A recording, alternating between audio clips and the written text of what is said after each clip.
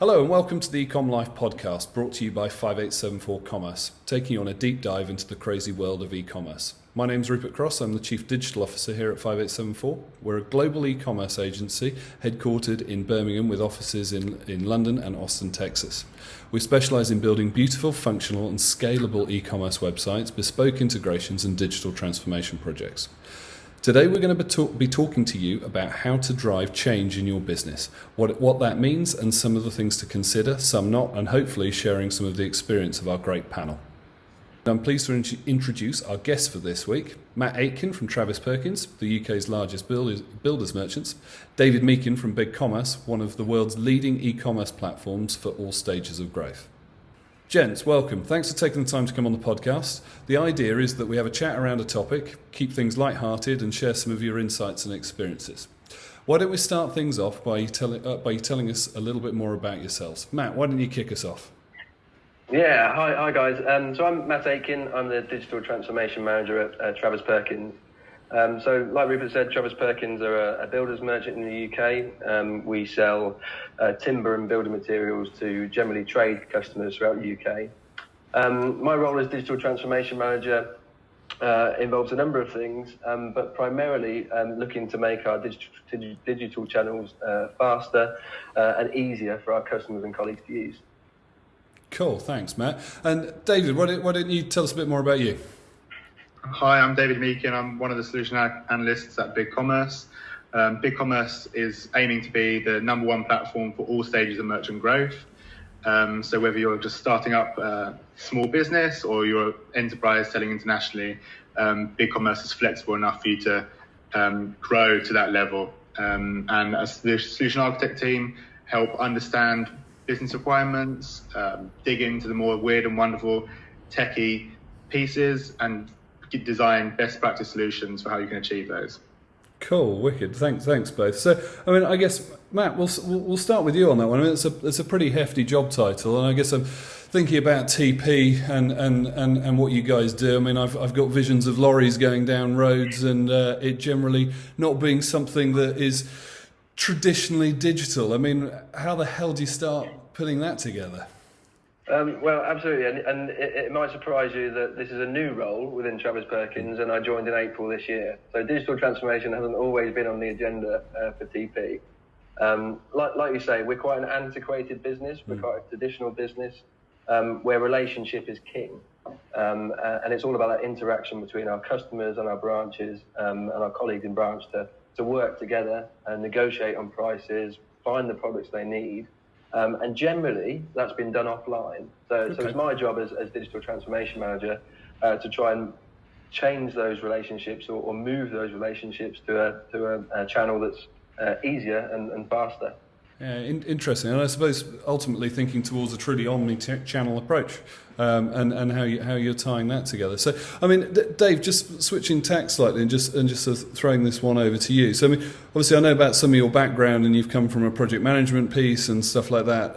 How are you guys seeing things at the moment and where things are changing and what's going on at BigCommerce? And obviously there's the dreaded COVID word, which I was almost trying to avoid on this podcast, but it kind of feels like a bit of the inevitable. Two types of merchants who need to launch now because it's now their only and most important channel to sell in. They're focusing more on omni, thinking more about click and collect, especially as we come out of lockdown. We've got other merchants who have been super busy and are in warehouses packing where they'd usually be in the office because some of their staff have been furloughed. So super busy time for us, and while we're in this time we're still trying to develop the core platform as much as humanly possible. So it's a fun time. Yeah, absolutely. I bet it's keeping you, either getting you into trouble or keeping you out of it. One of the two, isn't it? So I suppose, Matt, just go back to you for a second. So I suppose, taking that, I would imagine all of that's hit you, right? So so I mean, there was a period where your branches were shut, and ultimately you're not taking any money unless what was taken online. But were you trading online at that point? And I suppose has the business started to react to that? Yeah, so we took the decision to close our branches pretty much as Boris suggested, that everything should be closed. And at that point, we shut down the website as well and stopped taking any orders. We phased our branches open again over about a month period. So we were just providing a sort of essential services to public sectors and things that were essential. But during that month period, pretty much the whole of April, our website was shut for any orders. Wow, interesting. And I guess in terms of, so I mean, I guess with you guys mainly being heavy side, were lorries still going out and delivering? Were people coming in, and obviously could they go into the branches? Were they? I mean, how did click and collect work and all that? I mean, I said to mention one of your competitors, which I know is sacrosanct in your eyes, but I remember going to pick some stuff up from B&Q and having a trolley pushed at me out of the door. How did you guys handle that side of things? Similarly, we pretty much shut our gates on all of our branches, and it was only pre-arranged deliveries and collections that could be done. So when we started to open up our branches again for that collect trade, we opened up the website in parallel. So we initially just opened for our trade account customers and would only allow delivered transactions, and then we kept on increasing the functionality of the website over about a 4-week period to get to where we are now. Cool. But the demand in this sector has gone through the roof. I think we know that people are on furlough. The weather has been brilliant throughout April and May, and we've seen demand shoot through the roof for building products. I was going to say it's one of the ironies, isn't it? I mean, I know both you and I are big cricket fans, and the weather that was glorious when we weren't allowed to play cricket, and then it started raining, didn't it? So, I mean, to flick both of you back into, I suppose, project manager transformation role here. There's a couple of I'll say acronyms.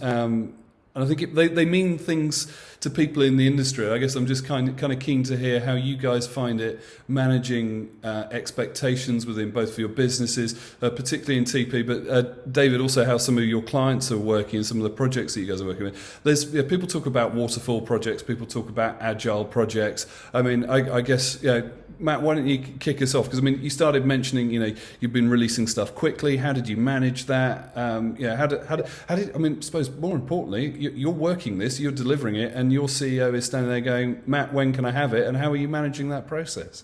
Yeah. So it's been really interesting. I arrived at TP to take up this role in April, and I've been with TP for a number of years, but this was a new role for me. So the business took the opportunity whilst our branches were closed to accelerate a number of initiatives within the business. One of those being digital, another one being price investment. But we're essentially set an 8-week task to accelerate some of the digital initiatives that had often been overlooked because of day-to-day trading in the past and the noise of day-to-day trading. So we set up a number of product teams working directly into some developers that we've got both centrally within TP and outsourced, particularly looking at how we tradeify the website to make it really trade-friendly and get trade customers using it. How can we optimize our branch operations? At the moment, as I said, we're quite antiquated. We don't have digital operations in branch. Delivery scheduling is done on a whiteboard in branch. If you want to order something from the yard, you get written on a blue ticket and told to go into the shop to pay. So we set up a team to look at that colleague interface and how we can digitize those branch functions. And then we've also set up a number of other teams looking at a kind of digital innovation within some of our sectors. So we've got a tool hire operation, which is, again, often overlooked because it's a smaller part of the business and the resource has traditionally been spent on the TP business itself. And managed services are business that caters for national contracts and public sector work. So over the last 8 weeks, we set ourselves a plan. We've built these end-to-end teams and we've delivered an initial 8-week piece that's really moved the business quickly. And although we've not been able to deliver as much as we maybe would have wanted, we've proved to the business that this way of working works. So we've been able to fail fast, pivot quickly, and really work on the stuff that we want to in this ever-changing time we've got at the moment. Yeah, interesting. And how was that received by management? Because that sounds like you're moving them to an agile methodology rather than saying, we're going to build this and we'll come back to you when we've finished, which would be a waterfall approach. So have the business reacted well to agile? So I would say, you mentioned that I've recently become a father, and I think a similar behaviour that I take with Harry, my little boy, to our stakeholders in the business, so our board, our CEO, our MDs, is about patience and perseverance with them. It's they're traditional. The board are generally people that have come up through the operations network within branches. They're used to our sort of analog systems and processes, and the proof is in the pudding with us. So if we're delivering what we say we do and we're delivering quickly, that's all they need to see. And then how we do it is maybe not in question. Yeah, absolutely. It's runs in the book effectively, isn't it? To use a cricket analogy. So, I mean, Dave, you must see all sorts going on through some of the stuff you're working with: fast projects, slow projects, agile, waterfall. I mean, any insights you can share, good and bad, I guess, is the thing. Any kind of obvious trip points if there was someone that was about to embark on a project and how they should approach it? I think at the beginning of the project, BigCommerce are heavily involved in all of our enterprise re-platforms, and that's because it's a different type of technology. So we want to make sure they're building something that will last. They're not just reinventing a wheel that has already been sticky plastered on an old piece of tech, so that merchants are able to streamline business processes to be the most efficient as possible. It's a super competitive retail environment, and we've noticed this more as we go through COVID-19. So merchants are looking for new revenue streams, and they need to be able to, like you said, fail fast and deliver change really quickly. So it's not so much whether it's an agile or waterfall thing, but it's more about knowing what you want and being able to adapt quickly. And that's what we're looking at, really. Yeah, so that's interesting. I suppose to kind of pull that back to what both of you said there, really, it's actually before you even pick something up. I mean, it's measure twice, cut once, have a plan around where you're going, be flexible, work out when you've drilled a hole in a wall. I mean, I live in an old Victorian house. Invariably, you hit something in the lath and plaster, and you have to replaster it and come back a month later to hang that picture and stuff like that. It's taking that kind of pragmatic approach to it, and where you can go from there. So, I mean, Dave, on the last podcast, we were talking to Mark Howes, and he was mentioning about some of the speed that you guys were standing sites up for. I mean, how was that going? I mean, he was talking 24, 48 hours. I mean, that sounds pretty crazy. How we? I mean, he mentioned one particular one that you were able to launch a large site in 5 days from phone call to it actually being live and trading several £100,000. Yeah. I mean, at the beginning of the lockdown, we launched a campaign called Get Online in 24 Hours. You can launch a store using the themes from the marketplace and all of the plugins that you don't have to worry about any development on in 24 hours. That's really great for loads of small businesses. And it means if they need to expand, all of the functionalities that you get out of BigCommerce can be leveraged later on. So actually on all of our builds, we're trying to push the MVP approach, but then give loads of advice on how they can optimize that after launch. For bigger merchants, that means replicating most, if not all, usually all of the functionality that you've already got, so that you can continue with what you have and not lose any functionality. But then going forward, really start to innovate. Yeah, interesting. So, Matt, I mean, Dave mentioned MVP there. I mean, it sounds like you guys are there or thereabouts with MVP on your particular piece with what you're doing. Is that a fair assumption? Yeah, absolutely. So we set out with a kind of an 8-week MVP to prove the process to our senior stakeholders throughout the 5 or 6 products that we set up. And yeah, we've absolutely delivered it. It's been challenging because particularly with our branch processes and developing digital tools, our branches have had to adapt over the last sort of 2 to 3 months to new processes and new ways of working. So we've really had to pivot quite regularly, and the feedback we're getting from those branches has been key in being able to develop not only MVP but then the roadmap for future development within those streams. Yeah, it's key, that, isn't it? I mean, I suppose it ties us together nicely because the three of us have just completed. We've just done MVP of a particular project that we've been working on, the Travis Perkins clearance store, and that's an interesting project because we've taken the ability to stand up BigCommerce very quickly, but also the scalability of their SaaS platform and what they've got there, and pulled them together, and ultimately, hopefully, assuming the proof of concept goes well and the board gives us the go-ahead, we'll roll that out across the entire branch network, whilst with BC's open SaaS architecture, we can tie that into your existing back-end architecture. So, I mean, obviously, I mean, I know why the reasons behind it, but talk to us a little about technology selection, where that stands in kind of the choices where TP are going to, and what you guys are looking to do now. Also, bear in mind you've got masses of legacy technology you just can't replace overnight. Yeah, absolutely. Well, I'm probably not the best person to speak to about our Travis Perkins technology. I sit in lots of meetings and a lot of words go way over my head. It's really complex. We've got a lot of legacy systems. We've, in the past, taken decisions for speed over doing things the right way, and it's meant that we've got a lot of bolt-on systems that don't necessarily work as well as we would like. We've also, as a business, acquired quite a lot of other businesses over the years and had to integrate with other systems. Yeah. It means that it is challenging to do some quite simple tasks within the business, which I guess is no different to a lot of large companies out there. But again, we've taken this opportunity over the last few months to really have a look at that. And within the product teams that we're working with now, we're trying to, I guess, clear a bit of that technical debt whilst trying to move forward, which was always a difficult balance. Yeah, absolutely. So, I mean, Dave, I guess thinking to that, I mean, bringing on new technology is always a pain. How do you guys at BigCommerce on board? I mean, it's the agency's the easy bit, right? Because they should know what they're doing and whoever their SI is, and they're bringing that on. But how do the people adapt to BigCommerce and that new way of working? Because I mean, SaaS is a very different approach to dealing with something that's traditionally on premise that they can custom the hell out of.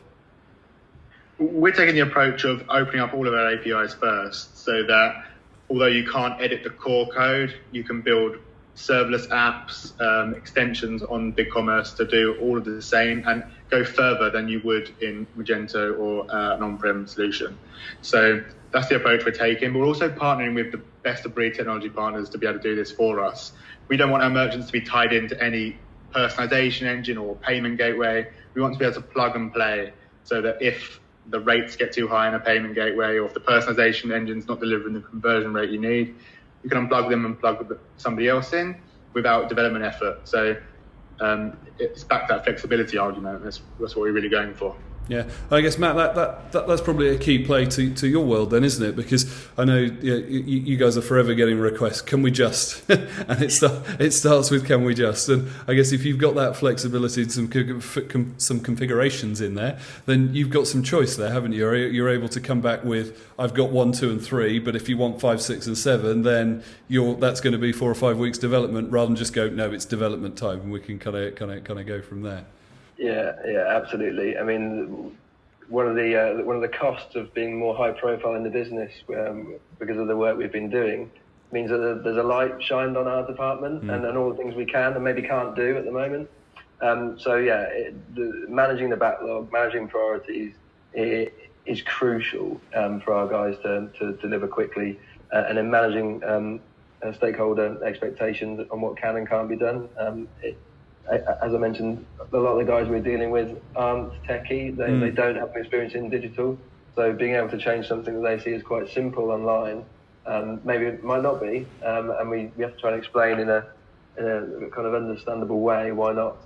Yes, it sounds. I mean, it's something they talk about in business books and careers books, isn't it? It's called managing upwards, and how you do that. So it sounds like both of you have to do a certain aspect of that within your roles, managing expectations, managing upwards, passing advice. Whether they choose to listen to it is of course a different matter, and you can kind of go from there. So, I mean, I suppose flipping tack slightly to the, and this is the one that always gets slightly tough. Is where have you seen this go wrong? And I don't necessarily, it's not fair to name examples or anything like that, but is it down to poor planning? Is it poor technology choice? Is it people? Matt, why don't we start with you? So where has something gone wrong? Look, things always go wrong. I think it's how you kind of adapt to them and make them go right. If I look back at the last 8 to 12 weeks, we've moved really quickly. We've failed fast. And only recently we found a bug on the site that was kicking people out at checkout that we didn't pick up because we were moving fast. We've changed the way both our central IT team and our business team are working. And there was just a lack of communication there, and a ball was dropped. We picked it up through our testing and sorted it. But particularly when we're working from home, we're not in the office, we're not having those sort of water cooler conversations, stuff will fall over. And we just need to make sure you've got a robust testing in there and good relationship with the guys who be able to fix it, and a support team around it, and how you go and focus on the positives, I guess, is the bigger part to that. So I mean, I guess, Dave, have you seen similar things in some of the projects you've been working on, and how you do? I mean, I know we've had a couple of ones with Verbac launched today, and I know had some concerns around some of their email translations and how we dealt with that. I mean, I know one of the examples we had there was actually taking it off site, and they wanted to do a particular thing, which was great, and actually they could do it in some software they already had, couldn't they? I mean, I guess, have you seen any other ones that have been going through? Yeah, I think it's rarely the tech. It's usually to do with the people involved and the understanding of the requirements right from the beginning. So that's why BigCommerce wants to be really hands-on in the project, so that we have that sort of three-way relationship between our agencies, the merchants, and us, really. So it's about understanding the requirements early on and trying to identify any risks that could come up. Yeah, I mean, you've segued me beautifully there into talking about 5874's discovery process, because I know we don't take a project on without doing discovery. So we just simply won't, is the reality. And I think it sends a couple of things down to the merchant, the client. One, you're putting a requirement, an onus on them to take the process seriously. And I know, Matt, you would have done this as part of your bit internally, because you guys have effectively been working as an agency within TP, haven't you, and actually delivering it for TP. And that discovery process and producing those user stories requirements, they really matter, because without that, you're trying to drive to Cornwall, but with no directions and with your eyes shut. So you could be going to Scotland instead, couldn't you? And it's an absolute just no. I think is the biggest thing off that. And at least then you've got some KPIs at the end of it. So they're not KPIs. What are we calling them? They're OKRs, aren't they now, Matt? OKRs, it's a new thing, objective and key results. Yeah, that's the reality. So that's a free one, Dave. You can take that back to BigCommerce tomorrow.